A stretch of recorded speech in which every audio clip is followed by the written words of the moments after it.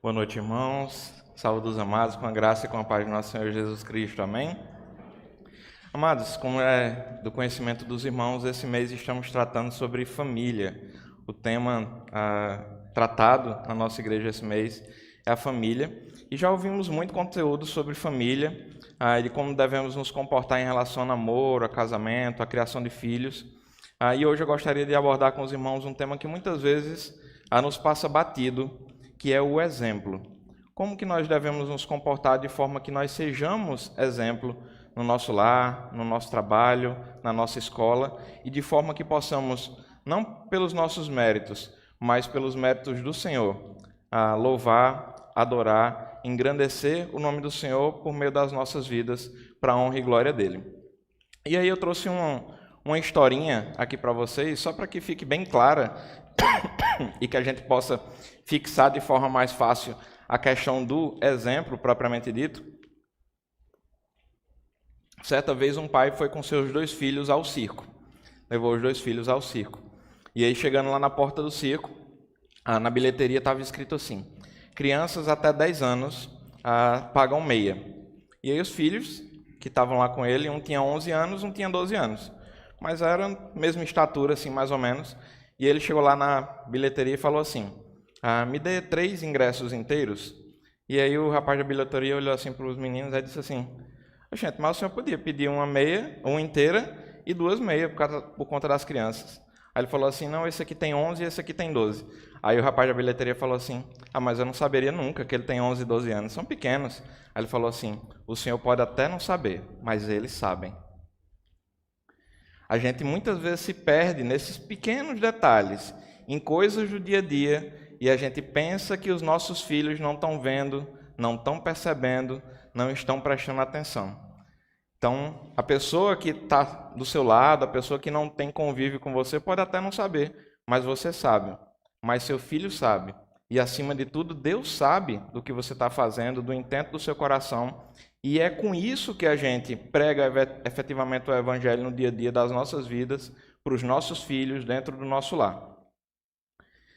Então, meus irmãos, convido os amados a abrirem as suas Bíblias na carta de Paulo aos Colossenses, capítulo 3, e faremos a leitura dos versos 8 ao 12. Colossenses 3, versos de 8 a 12. E aí, como é curtinho, vou pedir que nós façamos essa leitura juntos. Colossenses 3, de 8 a 12. Deixa os irmãos encontrarem aí.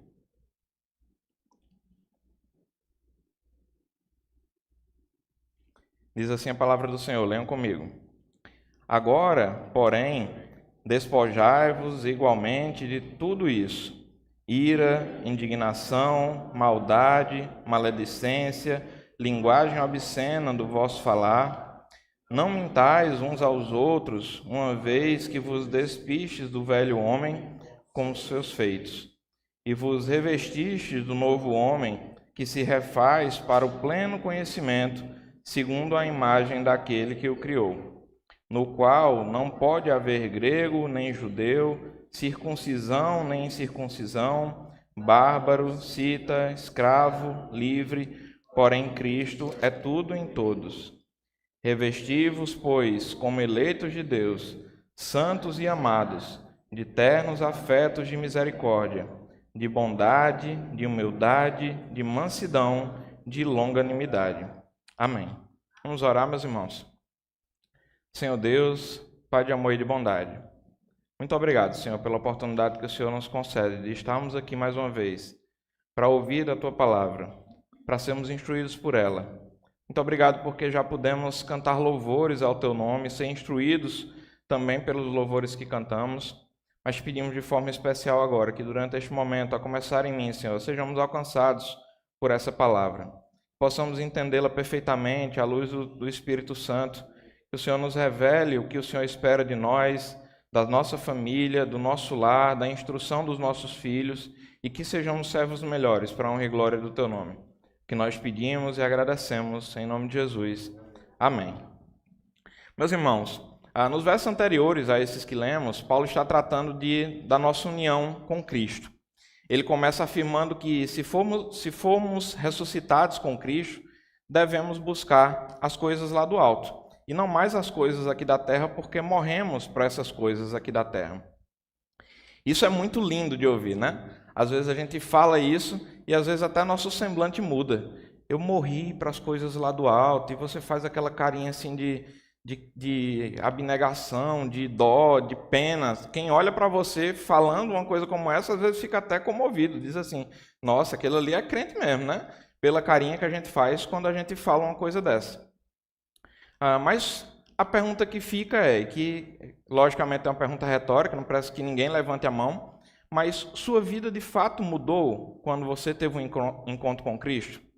Você de fato está morto para as coisas do mundo ou está vivinho da Silva, como a gente costuma dizer?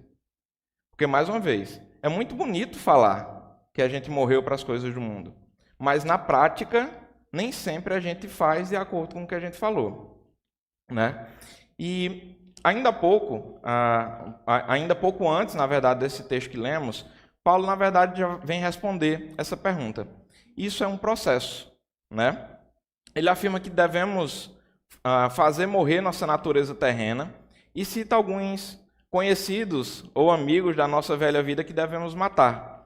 Prostituição, isso é um pouquinho antes do texto que nós lemos, né? Prostituição, impureza, paixão lasciva, desejo maligno, avareza, que é a idolatria. E ele diz, por essas coisas é que vem a ira de Deus sobre os filhos da desobediência, e completa. Ora, nessas mesmas coisas andastes vós também, noutro tempo, quando viveis nela. Irmãos, nós não viramos uma chave de liga e desliga quando a gente tem esse encontro efetivamente com o Senhor. Isso, mais uma vez, é um processo. Não é eu era pecador e agora eu sou plenamente santo. Não é assim que a banda toca, como a gente costuma dizer. Cientes disso, e entrando agora efetivamente no texto que lemos, eu gostaria que a partir de agora você coloque comigo uns óculos com a seguinte lente. E a gente vai tentar responder essa pergunta. Eu tenho sido exemplo por onde eu passo? Eu tenho sido exemplo por onde eu passo? É isso mesmo, irmãos. É uma pergunta difícil, eu sei. Mexe com todos nós, porque de fato a gente precisa ser testemunha e dar bom testemunho onde quer que nós estejamos. E doeu em mim quando eu me fiz essa pergunta, porque nem sempre, não é o tempo todo, a gente se policia, a gente faz o que a gente espera ou a gente entende que é o certo, mas de vez em quando, a gente falou isso de manhã na sala de primeiros passos, a gente vai conviver com o pecado o tempo todo. Então, de vez em quando, a gente vai deslizar. E o que muda entre o momento em que nós não tínhamos relacionamento com o Senhor e o momento que nós passamos a ter relacionamento com o Senhor é como que eu me comporto quando eu peco a partir de agora, a partir do momento em que eu passo a ter relacionamento com o Senhor. É isso que muda na nossa vida. Eu entendo que eu pequei, eu entendo que eu fiz algo que desagradou ao Senhor, eu me arrependo verdadeiramente de ter feito aquilo e eu peço ao Senhor que me ajude para que eu não peque mais, para que eu não caia mais naquela tentação, para que aquilo que eu fiz que desagradou ao Senhor acesse nas nossas vidas, diminua nas nossas vidas e para a honra e glória do Senhor que a gente consiga não mais voltar a fazer aquilo que desagrada o Senhor. Mas pensando mais uma vez em família, em se tratando em família, em especial em filhos, nós precisamos dar bons exemplos e bons testemunhos, principalmente quando a gente pensa na criação de filhos.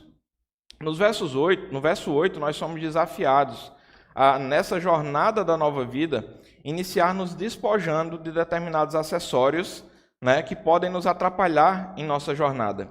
Ira, indignação, maldade, maledicência, linguagem obscena do nosso falar. E aí, como tem sido o nosso comportamento em casa quando se trata dessas questões? A gente, mais uma vez, vivemos, né? A gente muitas vezes pensa que o comportamento que a gente vê de alguém na igreja é o comportamento que se reflete em casa, é o comportamento que se reflete no trabalho. E seria muito bom, supondo que a pessoa se comporta muito bem na igreja, que todo mundo continuasse se comportando muito bem em casa ou no trabalho. Mas nem sempre acontece assim. Uma vez lá em Garanhuns a gente ouviu uma história, né, espero em Deus que seja história mesmo, de uma senhora que chegou para o pastor e pediu para construir uma casinha nos fundos da igreja. E aí o pastor disse assim, gente, mas por que a senhora gostaria de construir uma casinha no fundo da igreja? Porque quando meu marido está aqui, ele é um santo. Vamos mudar para cá, porque aí eu resolvo meu problema. Quando ele sai da igreja, ele é outra pessoa. Então, como tem sido o nosso comportamento? Será que a gente tem se irado facilmente? Nós temos usado de um palavreado diferente quando estamos fora do nosso ambiente? E mais ainda, será que seus filhos têm visto isso? Têm percebido essa mudança? Mais uma vez, peçamos a Deus que não ocorra, mas se ocorre, será que seus filhos têm percebido essa mudança? Você se comporta de uma forma na igreja, e no trabalho é de outra, e em casa é de outra, e com as pessoas da rua você trata muito bem todo mundo, mas com as pessoas de casa você é rude, ou com as pessoas de casa você não dá atenção. Será que a gente está tendo essa mudança de comportamento entre a forma como a gente se comporta perante os irmãos da igreja ou na igreja e a forma como a gente se comporta com os outros? Irmãos, na nossa mesa redonda ali nós tratamos do Salmo 127. Eu trouxe alguns tópicos específicos pensando no Salmo 127. E eu acredito que tenha ficado claro na mente de todos que Deus não espera de nós inércia. Isso é uma coisa que eu falei naquele dia, eu vou repetir agora mais uma vez. Quando a gente escuta lá no Salmo 127 que se o Senhor não edificar a casa, em vão trabalham os que a edificam. Se o Senhor não guardar a cidade, em vão vigia a sentinela. Ele não está nos chamando à inércia. Não está dizendo assim, sou eu que faço tudo literalmente e vocês não têm participação nenhuma nesse trabalho. A palavra é clara, ele está dizendo que se o Senhor não edificar a casa, em vão trabalham os que a edificam. Ou seja, se o Senhor edificar, o trabalho das pessoas que edificam a casa não é vão. Se o Senhor guardar a cidade, não é vão o trabalho do sentinela. Né? Então, o Salmo 127, rememorando aqui, ele não é um convite à inércia. O Senhor edifica a casa de quem trabalha. Ele espera isso de nós. E nesse ponto, para o mundo, e principalmente em casa, nós precisamos ser vistos como pessoas diferentes. Não podemos deixar que tomemos a forma do mundo. Você pode falar diretamente e agir diretamente sem chocar, escandalizar ou parecer um crente chato para alguém. E talvez o seu comportamento fale muito mais alto como exemplo do que qualquer versículo que você pudesse citar. Porque muitas vezes a gente se preocupa em usar um palavreado de crente, digamos assim, mas a gente não dá testemunho com a nossa vida. A gente se preocupa em citar versículos, mas na vida a gente não dá testemunho daquilo que a gente está citando nos versículos. Então, muitas vezes, mais uma vez, pedindo a Deus que não seja o caso, mas muitas vezes a gente diz uma coisa e faz outra. Lembra que a nossa ênfase aqui é que a gente deve dar exemplo, que a gente deve ser exemplo, principalmente de forma especial no seio da família. E quanto à mentira, irmãos? Eu estou seguindo aqui o texto, né? Quando ele fala aqui sobre a questão da mentira, que a gente não deve mentir um para os outros. Será que a gente tem soltado de vez em quando uma mentirinha? Paulo nos adverte, não mintais uns aos outros, uma vez que vos despistes do velho homem, como com os seus feitos, e vos revestistes do novo homem, que se refaz para o pleno conhecimento, segundo a imagem daquele que o criou, no qual não pode haver grego nem judeu, circuncisão nem circuncisão, bárbaro, cita, escravo, livre, porque Cristo é tudo em todos. Irmãos, mesmo sabendo que a mentira desagrada a Deus, e quem é o pai da mentira, eu acredito que esse é o maior desafio do crente. Aí você pode dizer assim, Betânia, mas eu não minto não. E se minto muito pouco, né? Bem pouco. São raras as situações em que eu minto, né? Mas se a gente for pensar direitinho mesmo, se a gente for avaliar bem direitinho cada situação, talvez muitos de nós tenhamos mentido ainda pouco. Alguns minutos atrás, literalmente, tá? Você que é da mocidade, voltando um pouquinho, a gente não cantou o hino da mocidade agora de noite não, né? Mas você que é da mocidade, por exemplo, e cantou o hino pela manhã, você disse que é testemunha de Jesus. Você falou, com a sua boquinha, né? Como diria minha mãe, que a terra há de comer. Você falou, mocidade presbiteriana, somos testemunhas de Jesus. Será que você tem sido testemunha de Jesus? Ainda agora no Doce Voz, nós cantamos e eu vi muita gente cantando, você falou assim, quero ser o que queres de mim. As meninas do Doce Voz de forma mais específica, mas você que cantou junto, você falou assim: quero ser o que queres de mim, Senhor. Será que de fato a gente quer ser o que Deus quer de nós?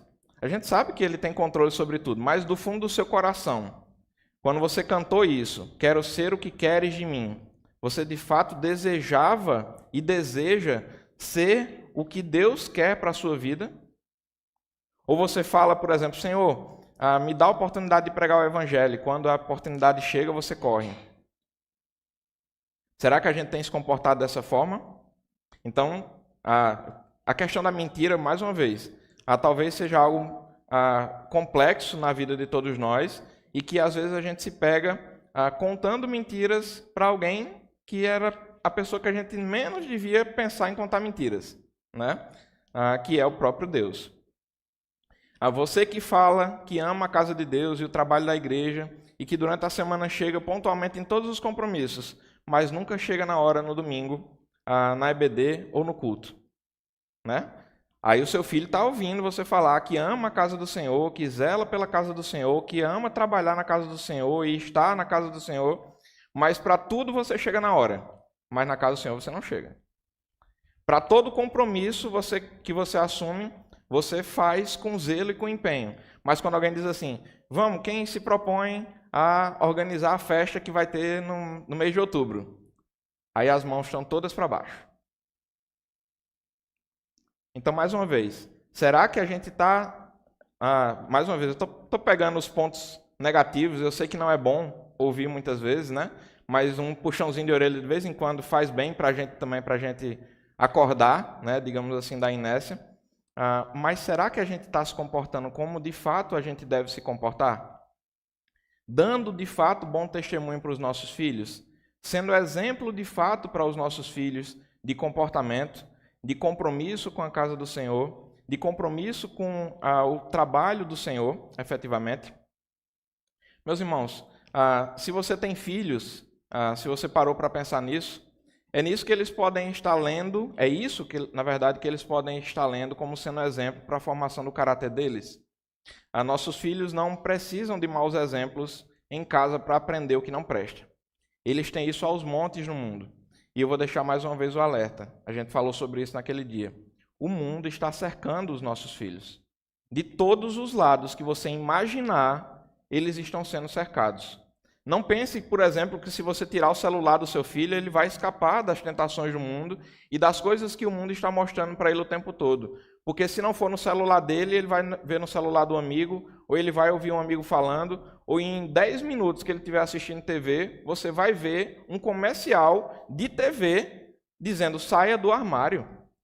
Eu fiquei chocado, meus irmãos, um dia desse, na TV aberta, um canal, não vou nem citar o canal para ninguém querer ir catar lá, mas um canal de filmes, não era TV aberta, entre aspas, né? Na DirecTV, sei lá como é o nome daquele troço. Um canal de filmes passou uma propaganda, não era um filme, não era uma série, era uma propaganda, em que na propaganda daquele canal, disse o nome do canal no final, disse assim, saia do armário. E as crianças subiram, né? A gente pode dizer aqui abertamente, ele não estava falando saia do armário porque alguém estava preso, não, né, gente? Ele estava falando saia do armário, incentivando as pessoas, meninos e meninas, ao homossexualismo. Então não é tirando o celular do seu filho que você vai livrá-lo dessas coisas. A gente precisa, mais uma vez, é duro ouvir, mas a gente precisa instruir os nossos filhos para as coisas que eles vão enfrentar no mundo. Não adianta pintar só um cenário bonito, porque na hora que eles chegarem lá e se depararem com esse tipo de situação, eles não vão saber lidar. Eles não vão saber lidar. Vai chegar alguém para ele na escola, num cantinho, e vai dizer assim, tu não acha que tu é homossexual, não? E talvez ele diga assim, será que eu sou? Se ele não tiver instrução, talvez ele fique na dúvida. Se ele não tiver instrução, talvez ele fique na dúvida. A gente pensa que não vai acontecer. A gente pensa que não vai acontecer. Mas, mais uma vez, o mundo está cercando os nossos filhos por todos os lados. Todos os lados.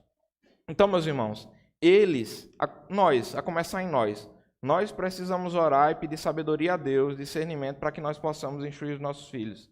Mas a gente precisa também ensinar os nossos filhos a orar, pedir sabedoria a Deus e pedir discernimento ao Senhor para tratar dessas questões, para saber diferenciar o bom do ruim. Isso aqui eu quero para a minha vida, isso aqui eu não quero. Mais uma vez, eu vou repetir também o que eu falei naquele dia. Ensina a criança no caminho que deve andar. Mas se você simplesmente mostrar o caminho bom, quando ele vir um caminho mau, talvez ele não saiba que aquele é o caminho mau. Então ele tem que ter clareza de entendimento, de você colocar para o seu filho e dizer assim, esse caminho aqui agrada a Deus, esse aqui não agrada por conta disso, disso, disso e disso. Porque ele tem que ter clareza de entendimento. É preciso. A gente, muitas vezes, um dia desse, nós estávamos conversando ali, conversando, acho que Tiel estava junto com a irmã Clênia, e ela estava dizendo assim, tem determinadas coisas que a gente já pode falar para as crianças. Né?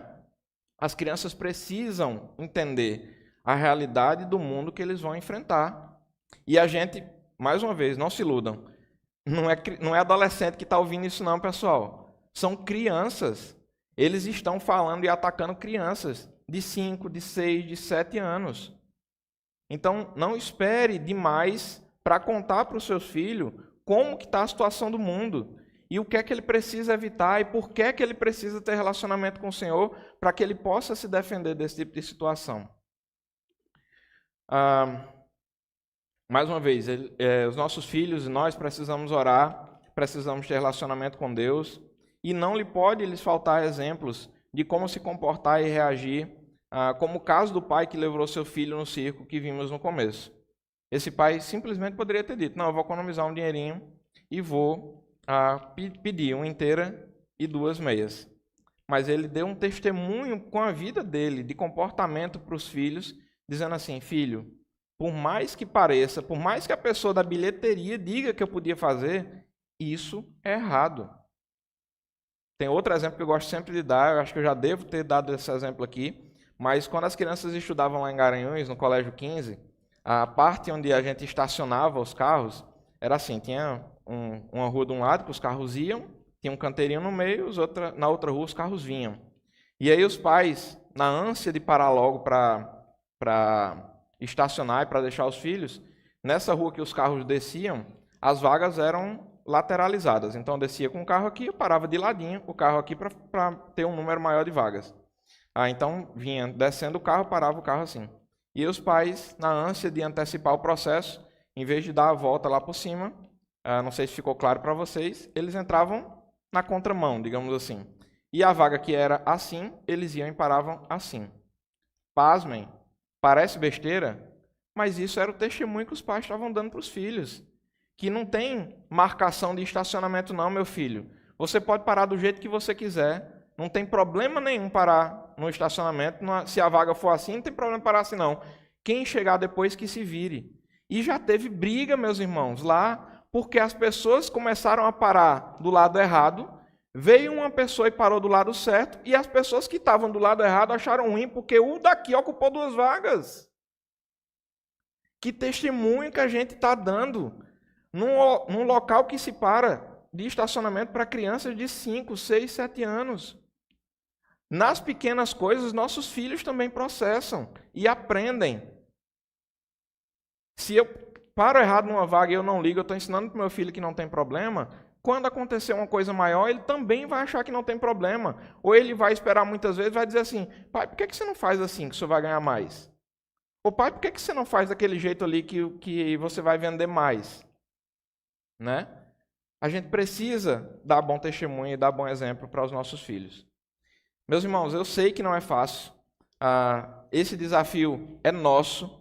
Eu passo por isso também. Eu estou falando aqui com o coração pesado de quem tem filhos pequenos em casa também. Nós estamos nessa caminhada juntos. Mas é necessário que retiremos esses fardos para que possamos nos revestir do novo homem. Nós precisamos mudar as nossas vestimentas e despir-nos do velho homem, para que então possamos começar a nos paramentar do novo homem. Esse desafio é de todos nós, e é diário. A gente tem que dar bom testemunho para os nossos filhos em todas as coisas do dia a dia. E a gente sabe, mais uma vez, vocês sabem, eu sei que eu não sou perfeito, você sabe que você não é perfeito ou perfeita, mas aproveite as suas situações de imperfeição para o seu filho também perceber que você erra. A gente muitas vezes esquece de mostrar isso para os nossos filhos. Filho, papai não é perfeito. Papai erra. Mas quando errar, chama eles assim, olha, filho, vem cá, venha ver aqui. Aí o papai era para ter feito isso assim e fiz dessa outra forma, eu errei. Ele vai aprender nisso também. Aproveite essas oportunidades que o Senhor dá para você testemunhar nos erros. Você não precisa esperar um momento em que seu filho vá errar para ele aprender. Ensine ao seu filho com os seus próprios erros.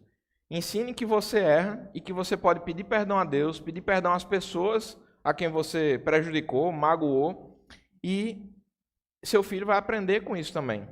De que ele não é perfeito, você não é perfeito, e que a gente pode buscar melhorar e ser melhor a cada dia, mas que não existe ainda essa perfeição e eles têm que entender isso também. E aí, nos revestir do novo homem traz novas vestimentas, como eu falei. A primeira é de profunda compaixão. Sim, irmãos, nós estamos vivendo uma geração sem compaixão. Parte decorrente da maldade do mundo, em que não podemos sequer confiar em abrir um portão. Então a gente sabe que isso acontece. Às vezes você quer dar uma oferta para alguém que está passando na rua e você fica com medo. E se eu abrir o portão? Né? Então, às vezes, quando não cabe no portão, você diz assim, que você tem alguma coisa para dar que não cabe no portão, você diz assim, não vou dar não, vou dizer que eu não tenho, né? Para não ter que ir lá abrir o portão. Ou então a gente se cerca de muros altos para não ter nem que responder. Então eu vou lá, vejo na câmera, por exemplo, que tem alguém batendo. Se eu sei que não é alguém conhecido, eu simplesmente finjo que não estou, descarto. Mas nossos olhos, meus irmãos, precisam estar atentos ao mundo que nos cerca. E assim poderemos treinar os olhos dos nossos filhos, de forma que eles não se tornem adultos secos de compaixão pelo próximo e necessitado, ou que virem meros ofertadores de esmolas, que é outra coisa também muito complicada. É os nossos filhos não entenderem efetivamente o que é compaixão.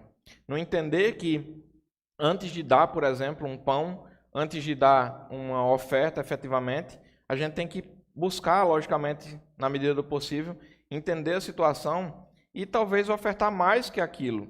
Ofertar um apoio, ofertar uma ajuda, ofertar um momento de oração, por breve que seja, e que a gente, mais uma vez, não instrua os nossos filhos a serem meros ofertadores de esmolas, de alguém que está passando lá na rua e diz assim, dá um miojo, dá um macarrão, e se livra da pessoa, né? Muitas vezes isso nem é a melhor alternativa, né? Cada um lida da sua forma, quanto a dar ofertas especificamente, ou dar alguma ajuda para alguém, mas dependendo da forma como a gente faz isso, inclusive o Ministério Público do Trabalho o Ministério Público Federal está instruindo ao cuidado quanto ao dar esmolas, seja em dinheiro, seja em ofertas de alimentos, porque a ocorrência de gente que está pedindo esmola para comprar drogas, ou para pega alguma coisa e vende e vai comprar drogas é muito grande. Então, em determinadas situações, é preferível você pegar algum valor que você tenha para dar efetivamente de oferta e destinar a instituições. E aí, por exemplo, o CAEP da nossa igreja, que acompanha as pessoas que vão receber as ofertas e que acompanha também espiritualmente essas pessoas que vão receber as ofertas. Então, se você não tem tempo nem condições de tratar, destine. Né? Quer ajudar? Destine, porque você sabe que vai ter um bom fim aquela oferta que você está dando. A segunda vestimenta, a segunda parte do traje é bondade.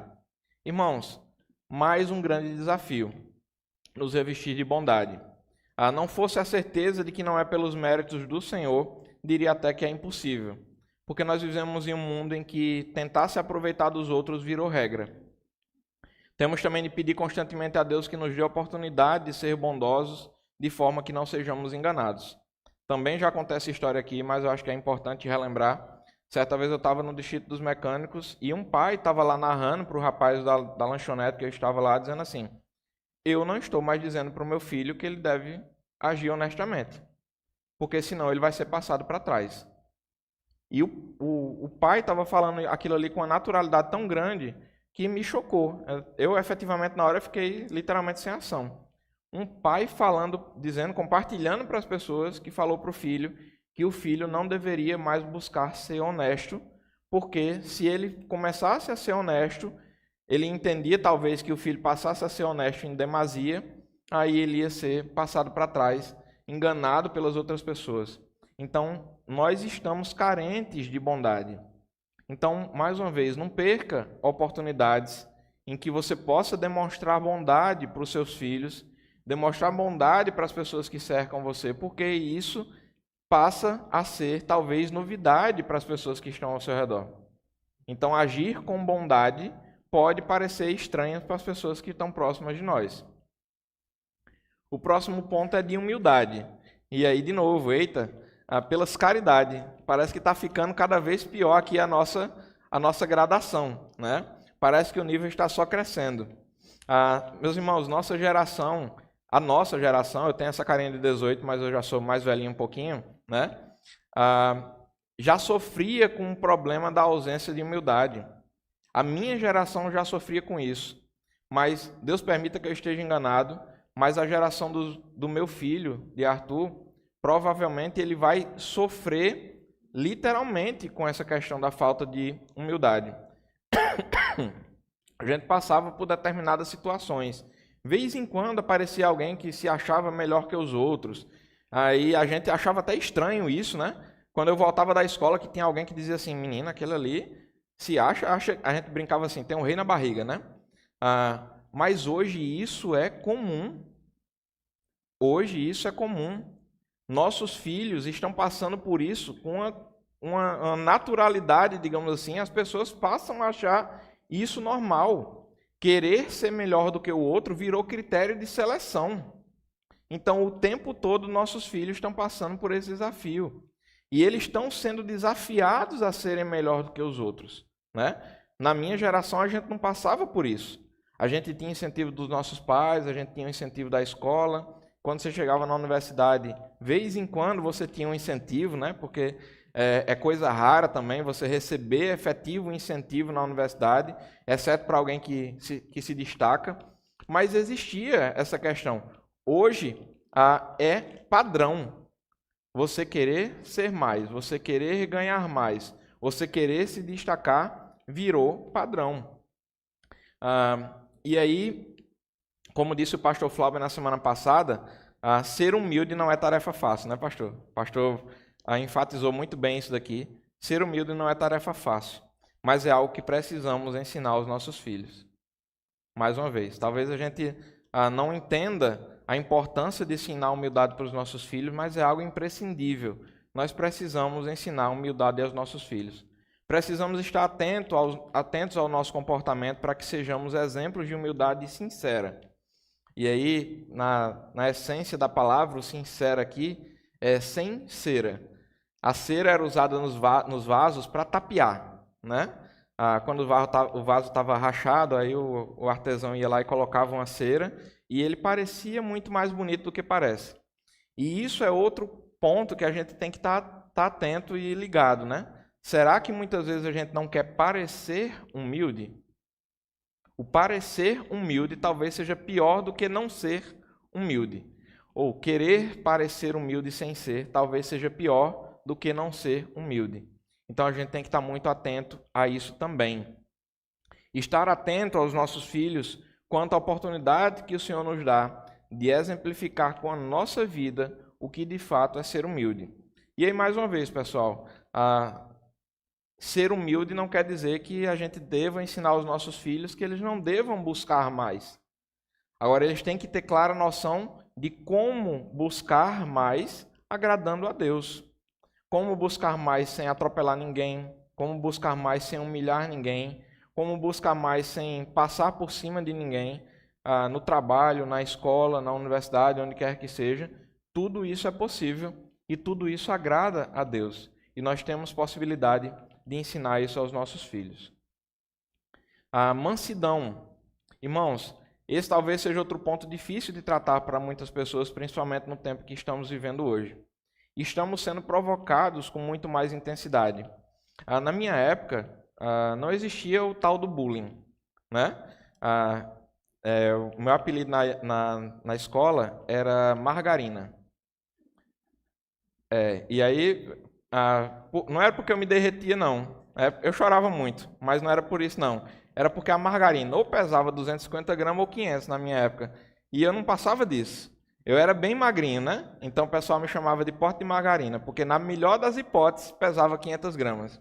Mas eu levava isso na esportiva. Era comum a gente brincar sobre isso. Alguém que tinha uma orelha maior, alguém que tinha uma boca maior, e o pessoal chamava o rapaz de bocão e ninguém ligava para isso.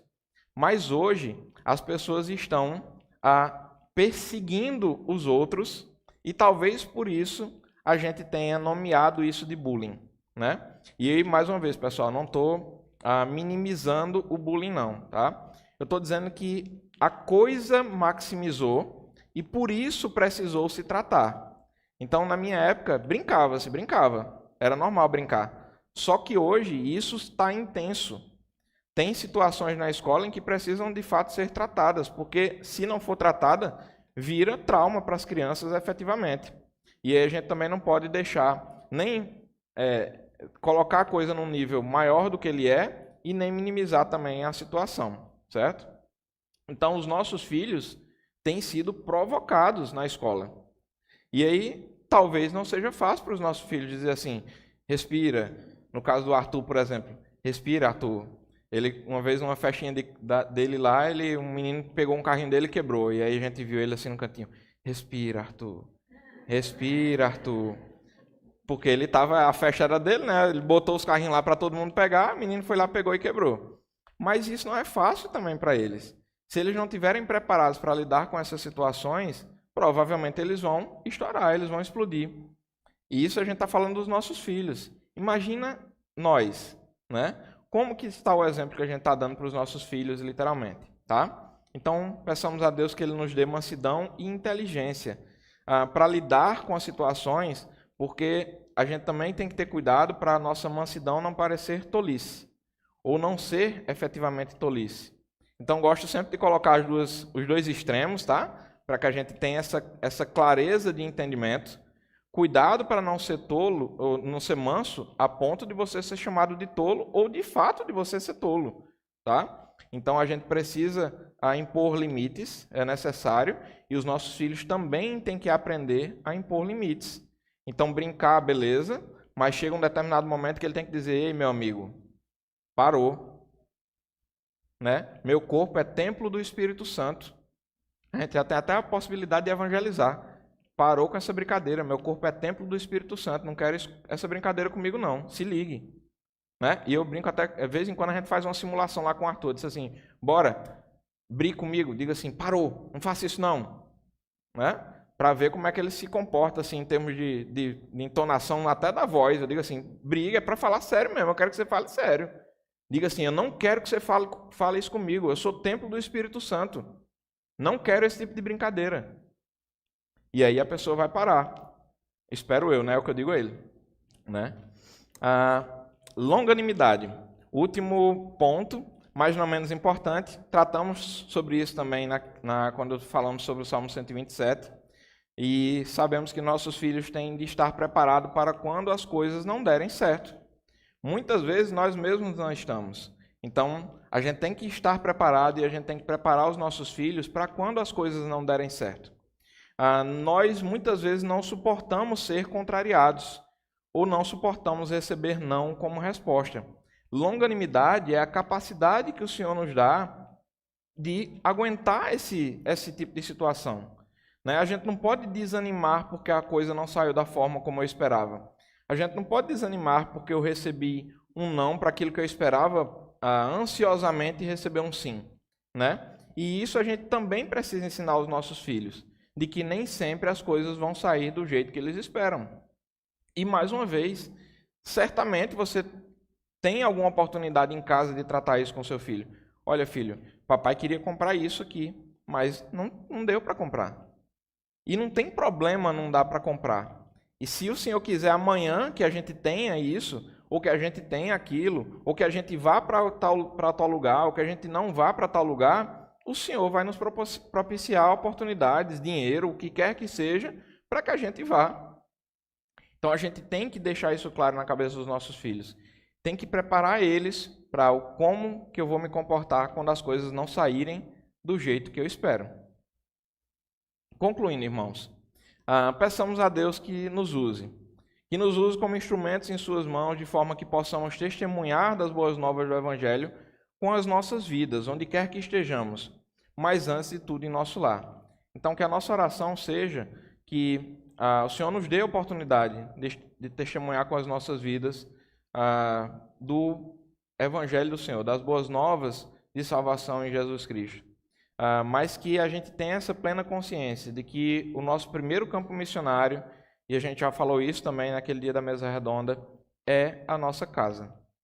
Então aproveite as oportunidades, dê testemunho para os seus filhos, dê exemplos para os seus filhos de situações que agradam a Deus, de coisas que acontecem e que são bênção de Deus para nossas vidas, para a vida da sua família como um todo, para a vida do seu filho de forma específica, para a vida da sua esposa de forma específica, para a vida do seu marido de forma específica. Nós não podemos cessar, não podemos cansar de testemunhar e de chamar mesmo a atenção da nossa casa, do nosso lar, a princípio, como sendo o nosso primeiro campo missionário, de tudo que o Senhor tem feito por nós. A gente não pode cessar de agradecer, porque são muitas as bênçãos que a gente tem recebido. São tantas as bênçãos que a gente tem recebido e que o Senhor tem nos dado, mesmo sendo nós como somos, pequenos, falhos, pecadores, nós temos e continuamos recebendo bênçãos do Senhor o tempo todo. Meus irmãos, nós não seremos perfeitos até o dia que o Senhor volte, mas também nas nossas imperfeições, Deus nos dá a oportunidade de pregar o Evangelho. Então, de novo, aproveite essas oportunidades. Evangelize para o seu filho até nas suas falhas, nas suas imperfeições, para que ele saiba, mais uma vez, recapitulando aqui, que você não é perfeito, que você erra, mas que nos nossos erros também e nas coisas que não saíram tão bem quanto esperávamos, Deus tem planos, Deus tem propósitos, e que os propósitos de Deus e a vontade de Deus para a sua casa, para a sua família, para a vida dos seus filhos, ela e só ela é boa, perfeita e agradável. Há a vontade de Deus para a sua vida, para a sua casa, para os seus filhos, e não perca mais uma vez cada uma das oportunidades que o Senhor der a você de conversar com o seu filho, de conversar com o seu marido, de conversar com a sua esposa sobre essas situações que acontecem no dia a dia da sua casa e que é motivo ou de perdão, de a gente pedir perdão a Deus, ou de exaltação a Deus, porque sabemos que é graça, misericórdia e bênção do Senhor em nossas vidas. Amém? Louvado seja Deus, meus irmãos. Vamos orar mais uma vez. Baixe a sua fronte. Senhor Deus, Pai de amor e de bondade, muito obrigado, Senhor, pela oportunidade que o Senhor nos deu nessa noite de mais uma vez estudarmos a Tua Palavra, Senhor. Muito obrigado porque sabemos que ela nos instrui, ela nos alimenta e por meio desse alimento, por meio da Tua Palavra, nós somos fortalecidos para as batalhas que cada um de nós tem vivido, Pai. Sabemos que são muitas, sabemos que são inúmeras as dificuldades que tantos têm passado, Senhor. Sei também das dificuldades que eu tenho passado, Senhor, mas sabemos que muito maior que cada uma dessas dificuldades é o Teu amor por nós, é a Tua misericórdia que tem se renovado a cada manhã, e as bênçãos que temos recebido do Senhor, são prova da Tua graça e da Tua misericórdia que se renova a cada manhã. Nada tem nos faltado, Senhor, como oramos ainda há pouco na entrega dos dízimos e ofertas. Temos mais do que pedimos e muito mais do que merecemos, e só nos resta Te louvar.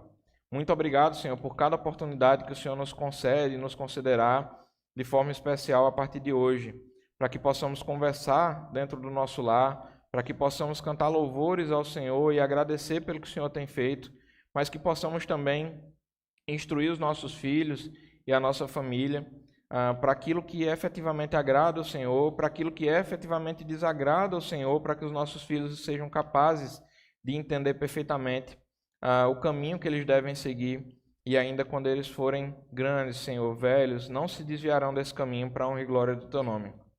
Muito obrigado mais uma vez pelo que o Senhor tem feito por meio dessa igreja, em nossas vidas, pelo que o Senhor tem feito em nossas famílias.